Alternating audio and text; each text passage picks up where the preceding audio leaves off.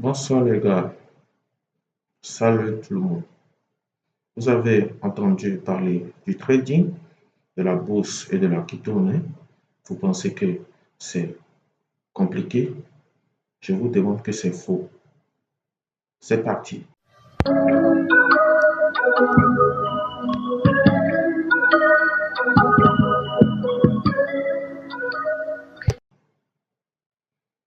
Alors, bienvenue sur ma chaîne Wilson Digital Trading. Si c'est la première fois que vous me découvrez, moi je suis Wilfried alias Wilson. Nous allons aborder un thème important qu'on appelle le trading. C'est un mot anglais qui vient et qui veut dire faire du commerce. C'est une discipline de la finance et de la science économique.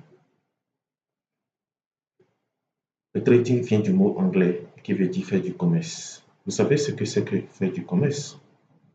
Si vous ne le savez pas, je peux vous l'expliquer. Le commerce veut dire acheter diverses choses à un certain prix et le vendre pour en faire un bénéfice ou un plus-value.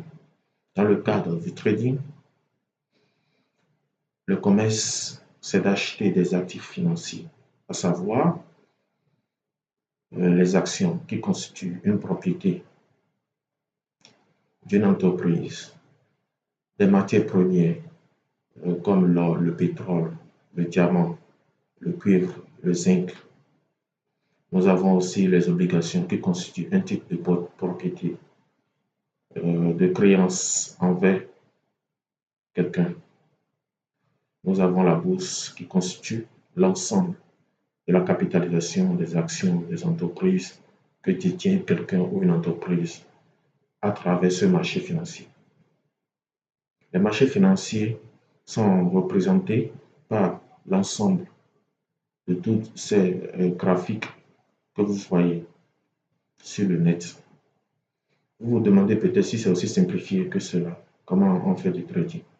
Le trading est effectué grâce à un outil qu'on appelle un ordinateur qui va nous permettre d'acheter un actif financier en cliquant sur la souris ou sur un clavier, en un clic, en achetant et en faisant un clic encore pour vendre, en fait d'encaisser un plus-value.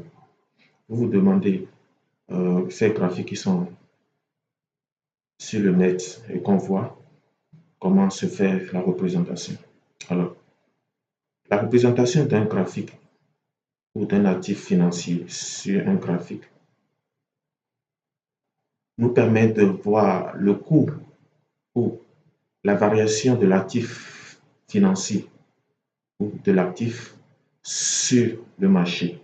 Si vous pensez en tant que trader que le coût de l'actif monte, vous encaissez un peu valeur.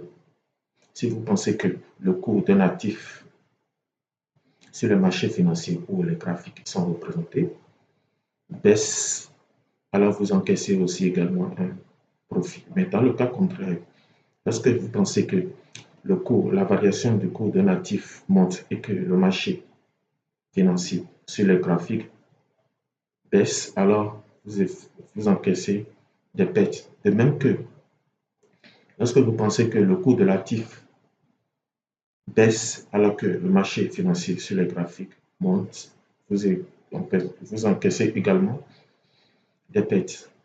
Vous vous demandez si grâce à un ordinateur, comment on peut se connecter au marché financier. Oui, grâce à un ordinateur, on peut se connecter à un marché financier grâce à Internet et grâce à un courtier qui est une société ou une entreprise dans le monde extérieur, nous permettant de se connecter au marché financier. Cela permet à ce courtier de se rémunérer à chaque fois qu'on effectue des ordres sur le marché. Je m'explique. À chaque fois qu'on clique sur le marché, qu'on va sur le marché avec l'ordinateur et en cliquant, en effectuant des ordres à travers une souris, Le courtier en question effectue, transfère nos ordres sur le marché financier pour encaisser des profits ou des pertes. Et c'est grâce à ces ordres qui transfèrent, qui se rémunèrent un peu comme ce qu'on appelle le spread. Il y aura certains thèmes qui sont nouveaux dans ce domaine de la finance, qui est le trading. Il y aura beaucoup d'autres vidéos qui vont apparaître pour expliquer ce que c'est que le trading et certains thèmes. Et comme je le dis toujours,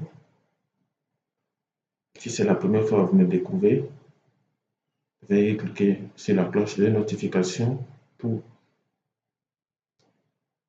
voir d'autres vidéos qui sont en attente d'être mises en ligne pour pouvoir bien expliquer ce concept, ce que c'est que le trading.